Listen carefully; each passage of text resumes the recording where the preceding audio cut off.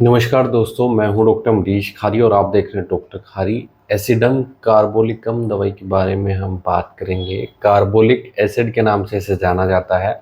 इस वीडियो में हम जानेंगे कि इस दवाई के क्या फ़ायदे हैं, क्या नुकसान हैं, किन सिम्टम्स और किन लक्षणों में ये दवाई पेशेंट को दी जाती है। इसके लेने का सही तरीका क्या होता है, जानने के लिए वीडियो पूरा देखें। अगर आप हमारे चैनल पर नए हैं तो चैनल को सब्सक्राइब कर लें।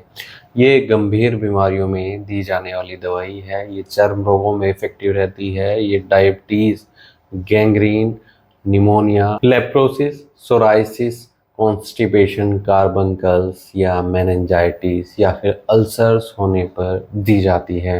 ये चर्म रोगों में बहुत इफेक्टिव होती है। अगर पेशेंट का कोई ऐसा घाव है जो ठीक नहीं हो रहा है या ऐसे फोड़े फुंसियाँ हैं जिनमें से डिस्चार्ज देखने को मिल रहा है, स्मेल आ रही है, ऐसे डिस्चार्ज में, ऐसे पस फॉर्मेशन में ये मेडिसिन दी जाए तो काफ़ी असरदार होती है। अल्सर्स को भी ठीक करती है। स्किन में अगर अल्सर्स हो जाते हैं या उसमें से डिस्चार्ज हो रहा है, उसमें बहुत इफ़ेक्टिव रहेगी। कई पेशेंट में पेट की खराबी देखने को मिलती है, हैज़ा जैसी शिकायत हो जाती है जिसके कारण पेट दर्द होता है और लूज़ मोशन लगते हैं, बार बार मोशन आ रहा है जिसमें से बहुत गंदी स्मेल आ रही है।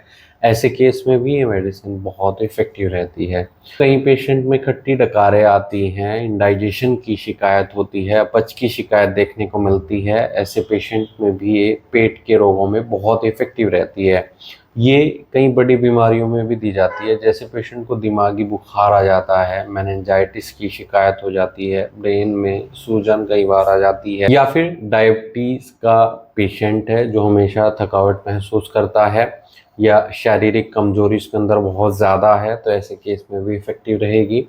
इसे हम सोराइसिस के केस में भी दे सकते हैं। पुराना सोराइसिस है, वो चाहे स्कैल्प पर हो या फिर बॉडी पर किसी भी हिस्से में हो, ऐसे केस में भी इसके बहुत अच्छे रिजल्ट्स मिलेंगे। इसके अलावा ये पैरालिसिस के पेशेंट में भी दी जाती है, लेप्रोसी के केस में दी जाती है, जिसे कुष्ठ रोग बोलते हैं या फिर आम भाषा में जिसे कोढ़ भी बोला जाता है। ऐसे केस में इसके बहुत अच्छे रिजल्ट्स मिलते हैं। चर्म रोगों में खास तौर पर दी जाती है।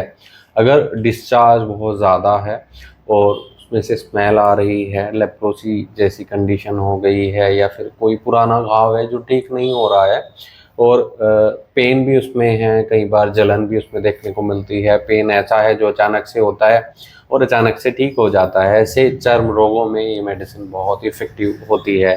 तो दोस्तों, अगर आपको ऐसे कोई चर्म रोग हुआ है या इनमें से कोई भी तकलीफ़ आपको है और आप इस दवाई का सेवन करना चाहते हैं, तो एक बार अपने होम्योपैथी डॉक्टर से सलाह ज़रूर ले लें। बिना डॉक्टर की सलाह के कोई भी होम्योपैथी दवाई न लें। केस टेकिंग करने के बाद ही डिसाइड हो पाता है कि पेशेंट को कौन सी मेडिसिन दी जाएगी, सही पोटेंसी, सही डोज उसकी क्या होगी। वीडियो देखने के लिए धन्यवाद। चैनल को सब्सक्राइब करें और कमेंट सेक्शन में ज़रूर बताएं कि हमारी वीडियोज़ आपको कैसी लगती हैं। Thank you.